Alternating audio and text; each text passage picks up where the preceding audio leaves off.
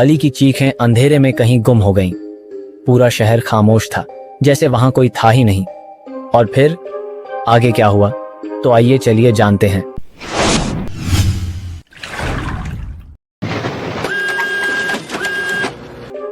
खूनी जिन्न और शापित शहर एपिसोड 2।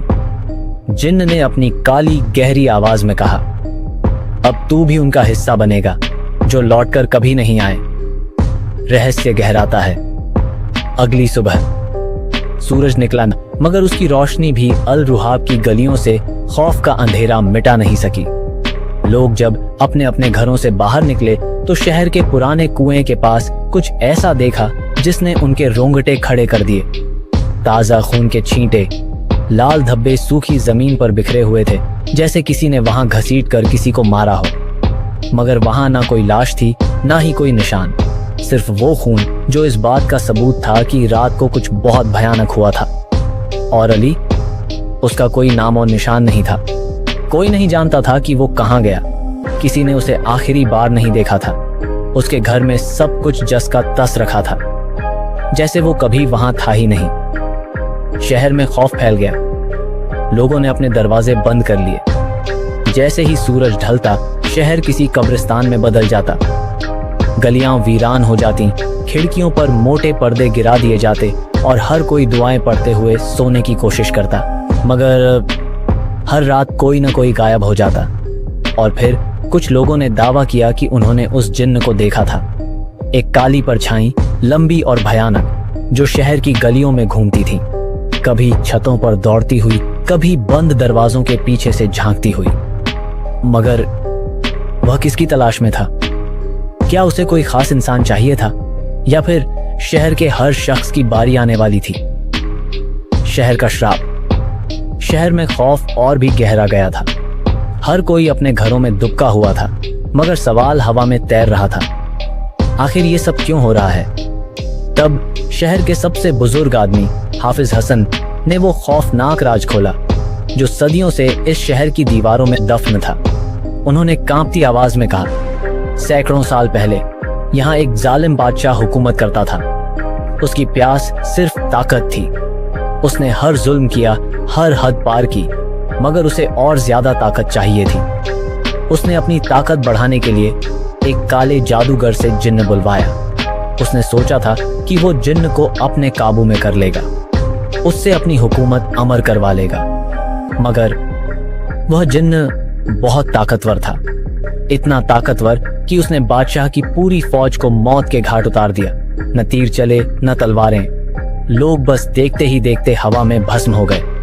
फिर उस जिन्न ने इस शहर को श्राप दे दिया, एक ऐसा श्राप जिससे हर अमावस्या की रात कोई न कोई गायब हो जाता और कभी वापस नहीं आता। तब से यह जिन्न यहीं कैद है। लोगों की सांसें अटक गईं। एक सिहरन पूरे शहर में दौड़ गई। मगर सवाल ये था, अब वह जिन्न अचानक क्यों जाग गया था? अब वह लोगों को क्यों मार रहा था? क्या कोई था जिसने फिर से उसकी ताकत को छेड़ा था, या फिर शहर पर कोई और भी बड़ा खतरा मंडरा रहा था? सच्चाई का खुलासा। अब तक शहर के लोग सिर्फ कयास लगा रहे थे, लेकिन अब उन्हें हकीकत जाननी थी। हर कोई शहर की सबसे पुरानी मस्जिद में जमा हुआ, जहां इमाम साहब ने सालों से इस श्राप के बारे में पढ़ा और सुना था। उन्होंने गहरी सांस ली, जैसे वो राज बताने जा रहे हों जो सदियों से छुपा हुआ था। फिर उन्होंने धीमी मगर ठहरी हुई आवाज में कहा, यह जिन्न इंसानी खून से बंधा हुआ है। हर कोई सन्न रह गया। इमाम साहब ने आगे कहा, यह कोई आम जिन्न नहीं, बल्कि एक खूनी जिन्न है। इसे इंसान के खून से बांधा गया था, और जब तक कोई इसे पूरी तरह आजाद नहीं करता या इसे खत्म नहीं करता, यह शहर को तबाह करता रहेगा। खामोशी छा गई। शहर वालों ने एक दूसरे की ओर देखा। आजाद? क्या इसका मतलब था कि इस जिन्न को किसी ने जानबूझकर जगाया था? लेकिन इस जिन्न को खत्म करने का तरीका किसी को नहीं पता था। यह बात सुनते ही डर और भी ज्यादा गहरा गया। अगर जिन्न को रोका नहीं गया तो एक दिन पूरे शहर का नाम और निशान मिट जाएगा। लेकिन अगर कोई इसे आजाद करता तो क्या वो खुद इसकी कुर्बानी बन जाएगा? अब सवाल ये था, इस खूनी जिन्न को रोकने के लिए कौन आगे बढ़ेगा? आखिरी मुकाबला। शहर में अब सिर्फ खौफ बचा था। हर रात एक नई चीख, हर सुबह एक और खून से सनी खामोशी। लेकिन अब और नहीं। शहर के एक बहादुर नौजवान जाफर ने फैसला कर लिया था। उसकी आंखों में न डर था न झिझक, सिर्फ एक इरादा था, इस खूनी जिन्न को रोकना हर हाल में। अब बस यह जिन्न और खून नहीं बहा सकता। लोगों ने उसे रोकने की कोशिश की। ये मौत है जाफर, कोई भी इसे नहीं हरा सका। मगर जाफर पीछे हटने वालों में से नहीं था। उसने एक पुरानी किताब में कुछ ऐसा पढ़ा था जो शायद इस श्राप का हल बन सकता था। अगर इस जिन्न का असली नाम लेकर उसे उसकी कब्र की मिट्टी से बांध दिया जाए तो वह हमेशा के लिए खत्म हो सकता है। मगर इस जिन्न का असली नाम क्या था और उसकी कब्र कहाँ थी? शायद यही वो अंतिम रहस्य था जिसे हल किए बिना कोई भी इस जिन्न को नहीं रोक सकता था। लेकिन जाफर जानता था, अगर उसने एक बार उस नाम को खोज लिया तो यह खूनी खेल हमेशा के लिए खत्म हो जाएगा या फिर वह खुद हमेशा के लिए खो जाएगा। आखिरी मुकाबला, खूनी जिन्न का अंत। अमावस्या की वो काली रात जब शहर की किस्मत का फैसला होना था। पूरा शहर सहमा हुआ था, हर कोई अपने घरों में छुपा बैठा था। मगर एक शख्स ऐसा था जिसने डर को हराने की ठान ली थी, जाफर। उसने अपने कुछ साहसी साथियों को इकट्ठा किया। सबके हाथों में मशालें थीं, मगर दिलों में सिर्फ एक ही सवाल, क्या वो जिन्न को वाकई रोक सकते हैं?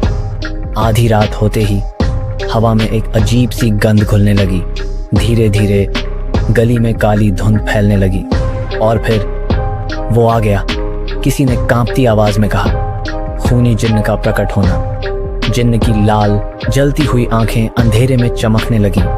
उसका विशाल धुएं से बना शरीर एक काले तूफान की तरह हर दिशा में फैल रहा था। वो सिर्फ आया नहीं था बल्कि भूखा था।